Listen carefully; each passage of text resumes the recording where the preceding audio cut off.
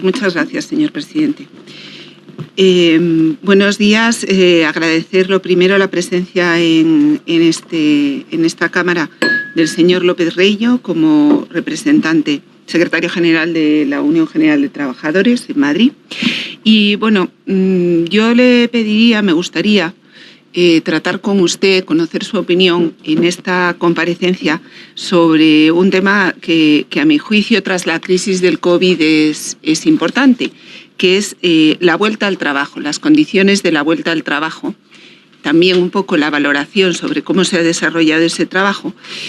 pero fundamentalmente la vuelta al trabajo después de la crisis.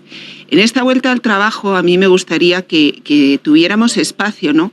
para cuatro grandes grupos de trabajadores. Aquellos trabajadores que desempeñan actividades esenciales y que, por tanto, en caso de pandemia, en caso de rebrote de la pandemia, van a tener que seguir trabajando, en los que no se da una posibilidad de teletrabajo, como son pues esos trabajadores sanitarios, esos trabajadores de las fuerzas y cuerpos de seguridad del Estado y también esos otros trabajadores reponedores de supermercado, gasolineras, o sea, todos esos trabajadores que han estado trabajando y que pueden tener que volver a trabajar aunque vuelvan a surgir rebrotes y haya estado de confinamiento. ¿Cómo garantizar esas medidas de protección a su juicio si se están tomando las medidas necesarias, si se está desarrollando con la suficiente celeridad la posibilidad de dotar, de controlar que se dotan a estos trabajadores de las tan necesarias medidas de protección? Pero también aquellos trabajadores esenciales que tienen la posibilidad de teletrabajo, ¿no?, y que quizá con la premura en la que se decretó el primer estado de alarma no tenían los medios materiales, ¿no?, suficientes para desarrollar ese teletrabajo o no tenían las condiciones adecuadas laboralmente para desarrollar ese teletrabajo siendo esenciales. Y por otro lado, en todos esos trabajadores no esenciales, ¿no?, ¿cómo se debe arbitrar el equilibrio entre recurrir al teletrabajo o dar medidas de protección a los trabajadores? ¿Cuáles son ustedes los criterios que aconsejan? Porque tenemos por un lado el trabajador al que se debe proteger la salud y por otro lado tenemos la empresa, pues, que tiene un conjunto de factores, entre ellos la pervivencia, la sostenibilidad económica de la empresa, ¿no? ¿Cómo arbitrar la relación entre empresa y trabajador, ¿no?, para arbitrar esa situación? Y bueno, y por último, pues también cuáles son aquellos trabajadores, ¿no?, o qué medidas usted considera adecuadas, ¿no?, para esos trabajadores que de ninguna manera, que no son esenciales y que en ningún caso pueden teletrabajar, como pueden ser pues empleados de fábricas, comercios, hostelería, ¿no? ¿Cómo podemos intentar? ¿Perdón? Le rogaría que fuera terminando. Sí, voy terminando. Fundamentalmente eso es lo que me gustaría saber. Bueno, lo primero, agradecerle su intervención. La verdad que me quito la mascarilla, que a lo mejor no se me entiende. La verdad que me alegro mucho el coincidir con usted en que las madres son madres y los padres son los padres y no es lo mismo. Pero, y si me permite el chascarrillo, le voy a decir que hay algo que en mi experiencia personal fue tumbativo y es tener gemelos. Ahí ya no se escapa ni madre ni padre y estamos todos. Bueno, quitando eso, efectivamente creo que las condiciones de teletrabajo deben de permitir a todos la conciliación, sobre todo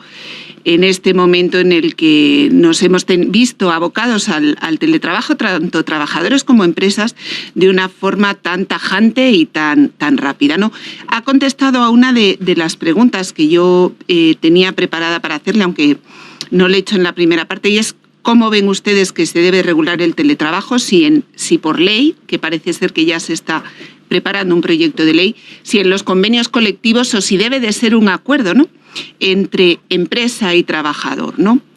Usted me ha dicho que es partidario de que sean los convenios colectivos, he creído entender, los que recojan esta circunstancia.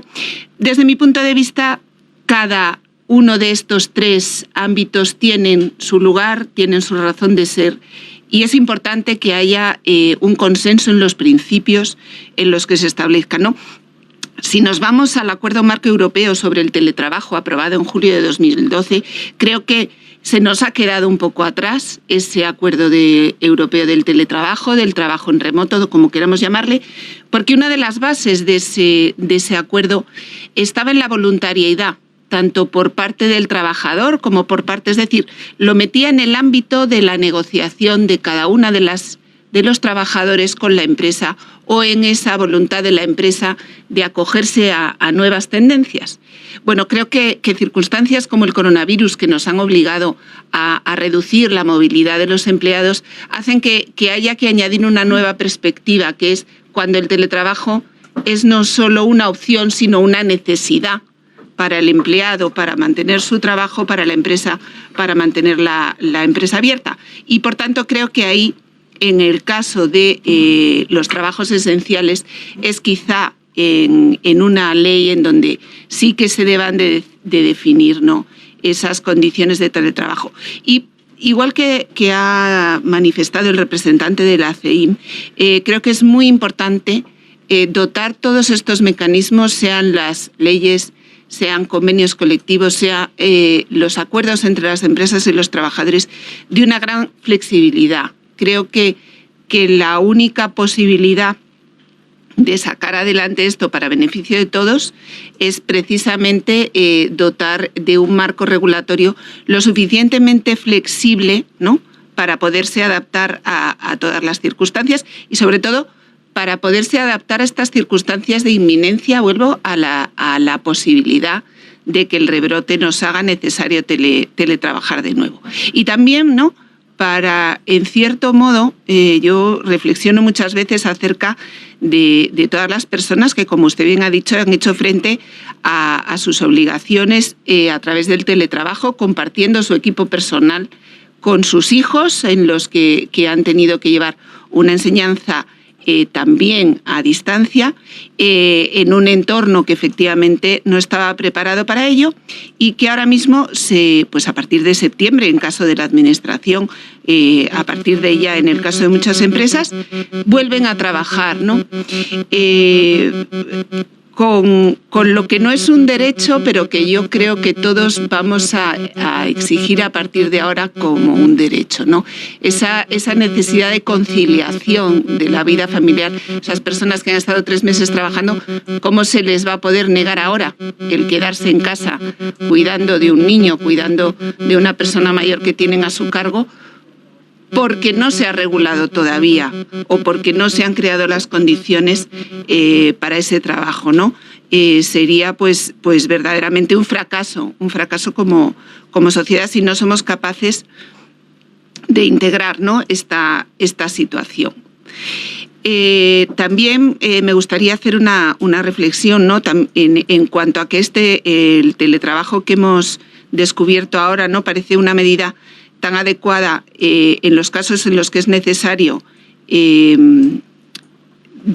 restringir la movilidad, bueno, pues que sea también una forma para poder, sin restricciones, sin multas, sin restricción a la libertad, que pueda ofrecer también una solución a los episodios de alta contaminación que se producen en las ciudades, ¿no?, y que pues parece ser que no se consideró el teletrabajo como una medida tan eficaz para luchar contra la contaminación en las ciudades, por ejemplo, contra el vaciado, ¿no?, la España vacía, quizá también tenga su oportunidad al hilo del teletrabajo. Es decir, es verdad que nos ha puesto el teletrabajo encima de la mesa el coronavirus, pero creo que partimos ahora mismo de una situación en la que tenemos que poner las bases de lo que sea el teletrabajo a partir de ahora y que no debemos de olvidar ni las necesidades de conciliación ni la necesidad de movilidad, cubrir las necesidades de la España vacía y atacar, ¿no?, esos problemas tan graves de exceso de contaminación que se tienen en las ciudades. Por mi parte, pues nada más, agradecerle su presencia y encantada de haber estado aquí. Gracias.